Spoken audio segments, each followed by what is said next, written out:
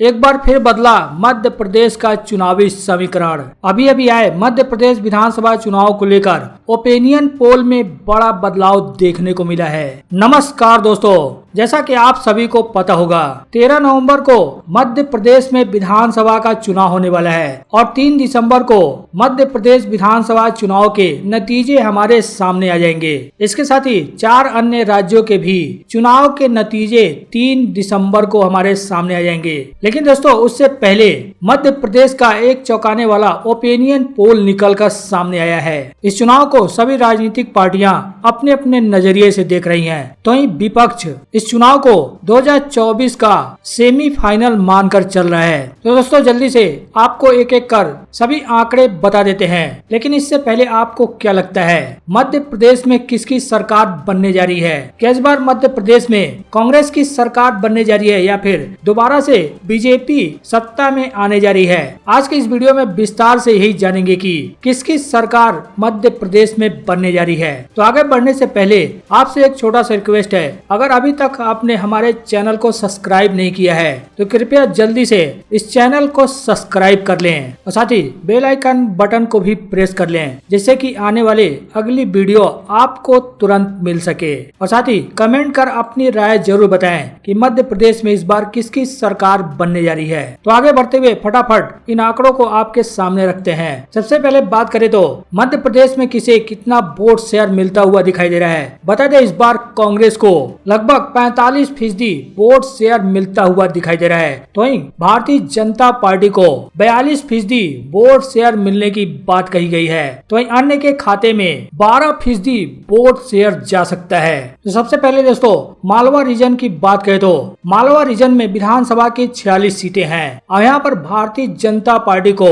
20 सीटें मिलने की संभावना जताई जा रही है। तो वहीं भारतीय जनता पार्टी को 46 में से 25 सीटें मिलने की संभावना जताई गई है। वहीं इसके बाद निमाड़ रीजन आता है। निमाड़ रीजन में विधानसभा की 28 सीटें हैं। इन 28 सीटों में से कांग्रेस के खाते में 15 सीटें जाती हुई दिखाई दे रही हैं। तो वहीं भारतीय जनता पार्टी के खाते में 12 सीटें जाने की संभावना जताई गई है। इन दोनों रीजन में यानी मालवा और निमाड़ दोनों रीजन में भारतीय जनता पार्टी से कांग्रेस आगे निकलती हुई दिखाई दे रही है। इसके बाद आता है बुंदेलखंड रीजन। बुंदेलखंड में विधानसभा की 51 सीटें हैं। बुंदेलखंड की 51 सीटों में से कांग्रेस के खाते में 31 सीटें जाने की संभावना बताई गई है। तो वहीं यहाँ की 51 सीटों में से बीजेपी के खाते में 19 सीटें जा सकती हैं और अन्य के खाते में 1 सीट जाने की संभावना बताई गई है। वहीं इसके बाद दोस्तों आता है भोपाल रीजन। भोपाल रीजन में विधानसभा की 24 सीटें हैं। इन 24 सीटों में से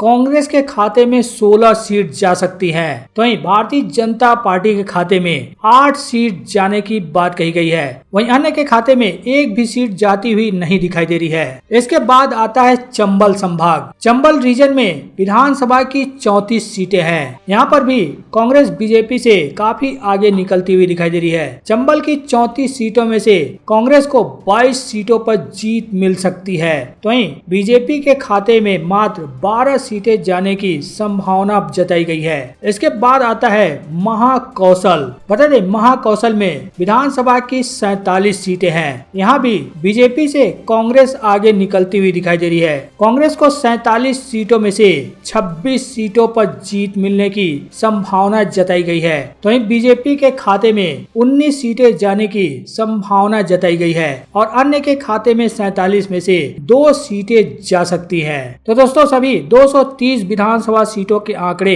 हमारे सामने आ चुके हैं। विधानसभा के 230 सीटों में कांग्रेस को कितनी सीटें मिल रही हैं और भारतीय जनता पार्टी को कितनी सीटें जारी हैं, उसकी बात करें तो आपको बता दें 230 सीटों में से कांग्रेस के खाते में 135 सीटें जाने की संभावना जताई गई है। इस ओपिनियन पोल के मुताबिक 230 में से भारतीय जनता पार्टी को 90 सीटें मिल सकती हैं। यानी कि इस ओपिनियन पोल के आधार पर कहा जा सकता है कि इस बार कांग्रेस भारतीय जनता पार्टी से आगे निकलती हुई दिखाई दे रही है। तो ही भारतीय जनता पार्टी कांग्रेस से काफी पिछड़ती हुई दिखाई दे रही है। खैर, यह सर्वे कितना सही है और कितना गलत, यह तो 3 तारीख को ही पता लगेगा, क्योंकि 3 3 दिसंबर को ही मध्य प्रदेश के सभी 230 विधानसभा सीटों के नतीजे हमारे सामने आ जाएंगे। तब जाकर यह साफ हो पाएगा कि किस पार्टी को कितनी सीटें मिल रही हैं और किस पार्टी की मध्य प्रदेश में इस बार सरकार बनने जा रही है।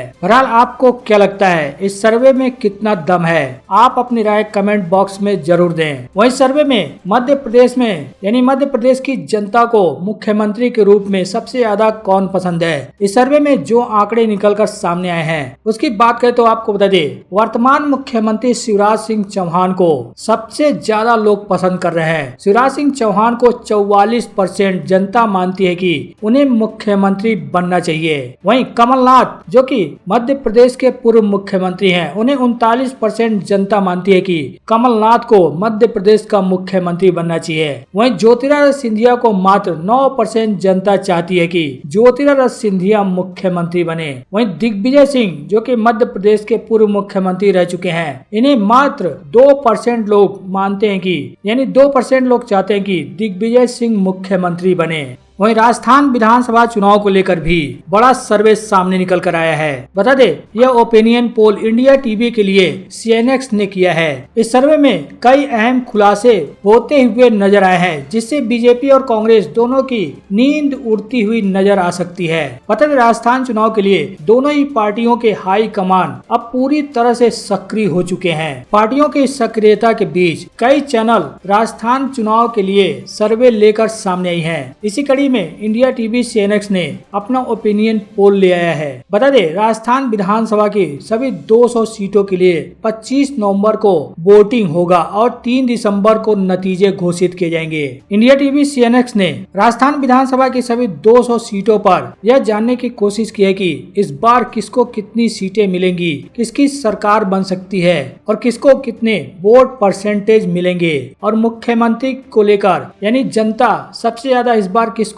मुख्यमंत्री के रूप में पसंद करती है। सबसे पहले वोट शेयर की बात करें तो आपको बता दें, इस बार भारतीय जनता पार्टी को राजस्थान में 45% वोट शेयर मिल सकता है और कांग्रेस को 40% वोट शेयर मिल सकता है, जो कि 2018 के मुकाबले कांग्रेस को नुकसान होता हुआ दिखाई दे रहा है। तो वहीं बीजेपी को इस बार फायदा होता हुआ दिखाई दे रहा है और अन्य के खाते में 15% वोट शेयर जा सकता है। रीजन वाइज सीटों की बात करें तो आपको बता दें, मारवाड़ में 56 सीटें हैं। इन 56 सीटों में से भारतीय जनता पार्टी को 40 सीटों पर जीत मिल सकती है, तो वहीं कांग्रेस को 15 सीटों पर जीत मिल सकती है और अन्य के खाते में 1 सीट जाने की बात कही गई है। मेवाड़ रीजन की बात करें तो मेवाड़ में 48 सीटें हैं। इन 48 सीटों में से कांग्रेस के खाते में 15 सीट जा सकती है, तो वहीं भारतीय जनता पार्टी के खाते में 32 सीट जा सकती है और अन्य के खाते में 1 सीट जाने की संभावना जताई गई है। वहीं शेखावटी की 24 सीटों की बात करें तो यहाँ बीजेपी और कांग्रेस लगभग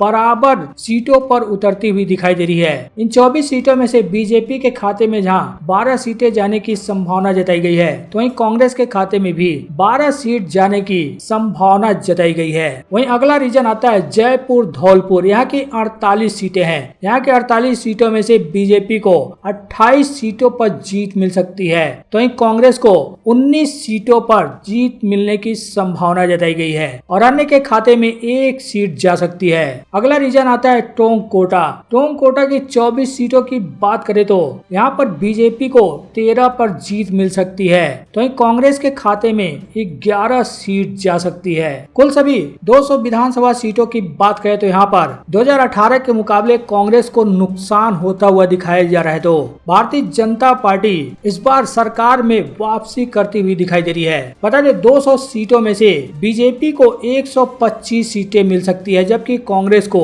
महज 72 सीटों पर संतोष करना पड़ सकता है और अन्य के खाते में 3 सीटें जा सकती हैं। यानी कि बीजेपी जो मेजोरिटी का आंकड़ा 101 सीटों का है, उसे पार करते हुए 24 सीटें ज्यादा जीतती हुई दिखाई दे रही है। वहीं मुख्यमंत्री की पसंद की बात करें तो बता दे, अशोक गहलोत को सबसे ज्यादा लोग पसंद कर रहे हैं। अशोक गहलोत को 33% लोग पसंद कर रहे हैं, तो वसुंधरा राजे को 27% लोग चाहते हैं कि वो मुख्यमंत्री बने। वहीं सचिन पायलट को मात्र 12% लोग चाहते हैं कि वो मुख्यमंत्री बने। वहीं बीजेपी सांसद गजेंद्र सिंह शेखावत को मात्र 10% लोग चाहते हैं कि वो मुख्यमंत्री बने। वहीं राज्यवर्धन सिंह राठौर को महज 8% लोग चाहते हैं कि उन्हें मुख्यमंत्री बनना चाहिए और दिया कुमारी को महज 3% लोग चाहते हैं कि उन्हें राजस्थान का मुख्यमंत्री बनना चाहिए। बहरहाल इंडिया टीवी CNX के इस ओपिनियन पोल को आप किस तरह से देखते हैं? आपकी ओपिनियन क्या कहते हैं? क्या राजस्थान में इस बार बीजेपी की सरकार बनने जा रही है या फिर क्या